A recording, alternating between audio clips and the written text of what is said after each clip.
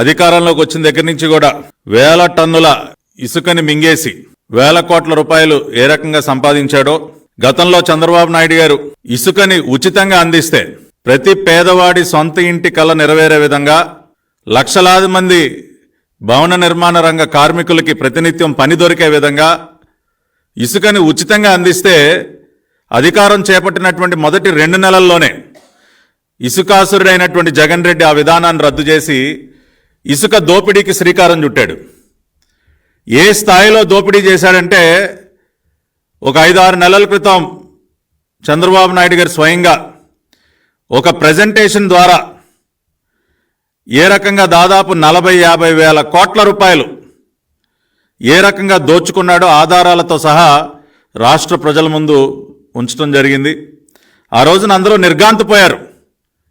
ఇన్ని వేల కోట్ల రూపాయలు ఇసుకాసురుడు దోచేశాడా? ఆ రోజున ప్రెజెంటేషన్ మేము ఇచ్చిన రోజున జగన్ రెడ్డి అతని సైకో సైన్యం తెగ బుకాయించారు. ఇవన్నీ పూర్తి అవాస్తవాలు, అకారణంగా మా పైన బురద జల్లుతున్నారు, మేము చాలా పారదర్శకంగా ఇసుక రీచుల్ని నిర్వహిస్తూ ఉన్నాం అని చాలా రకాలుగా బుకాయించే ప్రయత్నం చేశారు వాళ్ళ చేతిలో ఉన్నటువంటి బులుగు మీడియాను అడ్డం పెట్టుకుని.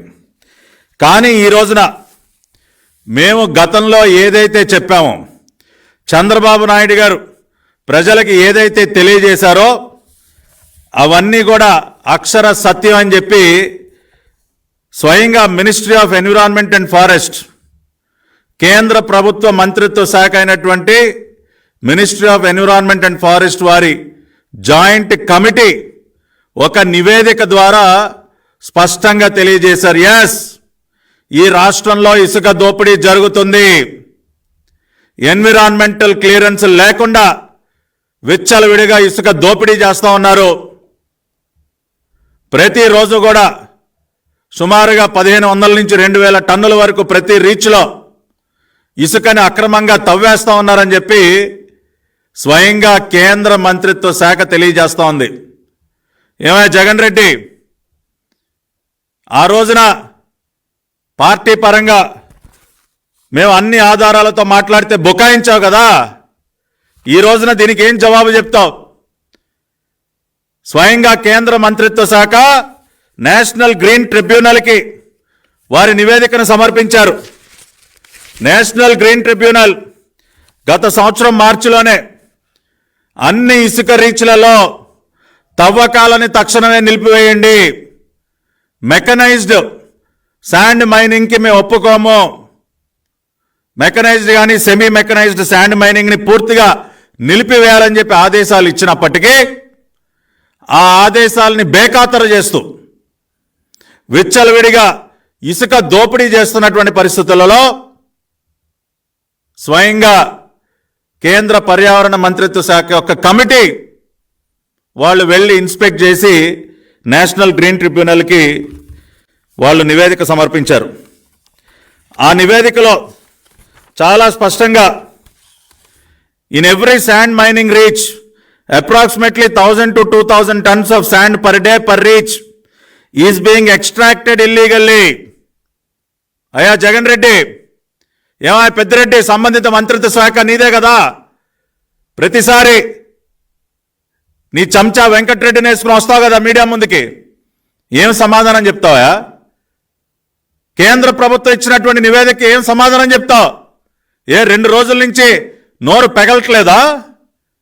నోళ్ళు చచ్చుపడిపోయాయా? నాలుక మడత పడిపోయిందా నీకు, మీ నాయకుడు జగన్ రెడ్డికి? సమాధానం చెప్పండి దీనికి.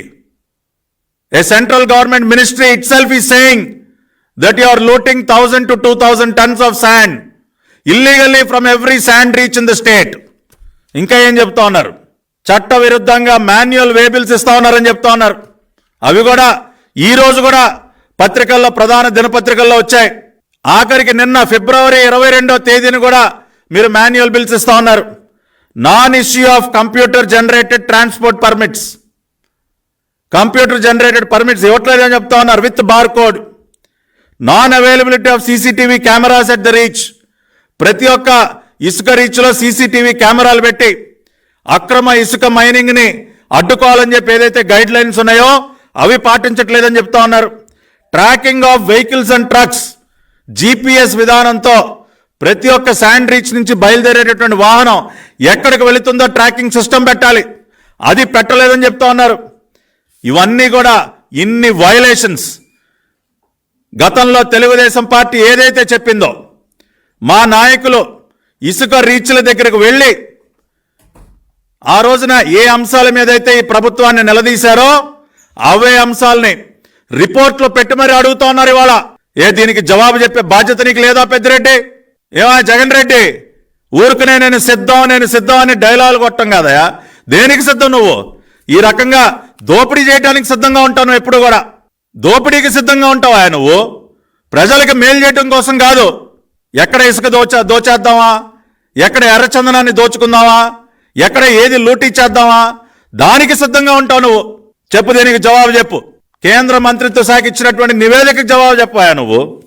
అంతేకాకుండా వాళ్ళు చాలా స్పష్టంగా వాళ్ళ నివేదికలో గూగుల్ ఎర్త్ ద్వారా, శాటిలైట్ ఇమేజెస్ ద్వారా మేము పరిశీలించాం. As per the analysis of satellite image available since year 2021 in Google Earth, it is observed that sand mining is carried out beyond the granted lease area. అనుమతి ఇచ్చినటువంటి area కంటే మించి అక్రమంగా ఇసుక తవ్వేశారని చెప్తున్నారు. అదే మేము చెప్పాం కదా గతంలో. అనుమతిలో ఒక స్థాయి వరకు ఉంటే దానికి 10 రెట్లు ఇసుక తవ్వేస్తా ఉన్నారని మేము గతంలోనే చెప్పాం. అదే విషయాన్ని వాళ్ళ సెంట్రల్ గవర్నమెంట్ మినిస్ట్రీ ధృవీకరిస్తూ ఉంది. Sand mining is being carried out beyond the granted lease area. అదేవిధంగా without environmental clearances issued and without consent of establishment and consent of for operation issued from Andhra Pradesh pollution control board. ఈ రకంగా చాలా స్పష్టంగా జరుగుతున్నటువంటి ప్రతి ఒక్క వైలేషన్ని వాళ్ళ నివేదికలో పొందుపరిచి మరీ కూడా సబ్మిట్ చేశారు. దీనికి తక్షణమే జవాబు చెప్పాలి.